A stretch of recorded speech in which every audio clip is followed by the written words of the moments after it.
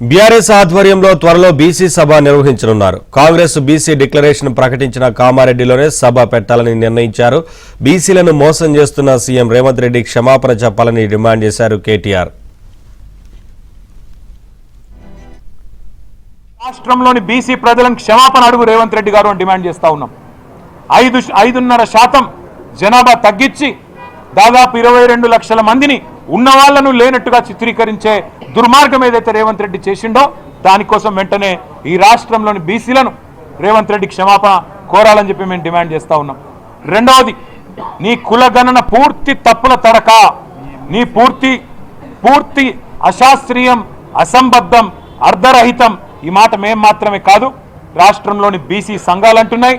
స్వయంగా మీ Congress party MLC కూడా ఇది చిత్తు కాగితంతో సమానం, దీన్ని కాలబెట్టినా తప్పులేదని కాలబెట్టింది. అందుకే మేము బీఆర్ఎస్ పార్టీగా డిమాండ్ చేస్తున్నాం, వెంటనే రీసర్వేకి ఆదేశించు. మండలాల వారీగా, నియోజకవర్గాల వారీగా, జిల్లా కేంద్రాల వారీగా మొదలు భావజాల వ్యాప్తిని, అంటే బీసీలకు జరుగుతున్న అన్యాయం మీద మా పార్టీ నాయకులు, ఇతర బీసీ సంక్షేమ సంఘాల నాయకులతో వెంటనే ప్రెస్ మీట్ల ద్వారా ప్రజలని జాగృతం చేసే ప్రయత్నం విస్తృతం చేస్తాం. బీసీలకు 42% రిజర్వేషన్ అమలు చేసే వరకు నిలదీస్తామని మాజీ మంత్రి తలసాని స్పష్టం చేశారు. బీసీ రిజర్వేషన్పై తీర్మానం కాదు, చట్టబద్ధత కల్పించాలన్నారు.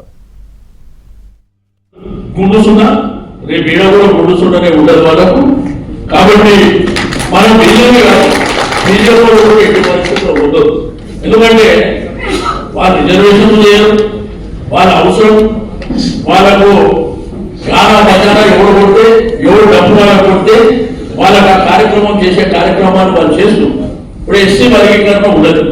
30 సంవత్సరాల నుంచి సుదీర్ఘమైనటువంటి పోరాటం జరుగుతుంటే మొన్న పెట్టినప్పుడు కేటీఆర్ గారు భార్య మాట్లాడి సంపూర్ణంగా మద్దతు ఇస్తామని చెప్పింది. అంటే సమాజంలో ఉన్నటువంటి ప్రజలకు మంచి జరిగేటప్పుడు తప్పకుండా పార్టీ సంపూర్ణమైన మద్దతు, తప్పిలా జరిగినప్పుడు మాత్రం వదిలిపెట్టే సమస్య ఉండదు, బజార్లు నిలబెట్టేటువంటి కార్యక్రమాలు జరుగుతాయి.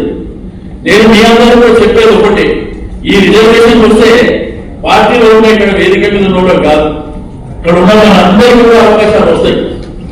సమాజంలో, గ్రామీణ ప్రాంతంలో, పట్టణ ప్రాంతంలో, బంధువులో ఉన్న వాళ్ళకు కూడా అవకాశాలు వస్తాయి. మహిళా అక్క చెల్లెళ్ళకి మాకు కూడా అవకాశాలు వస్తాయి.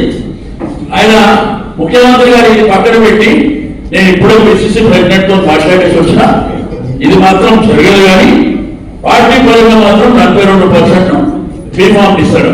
అది మనకు చెప్పేమనగా మాకు కావాల్సిన వాటపా కావాలి. మీకు ఏ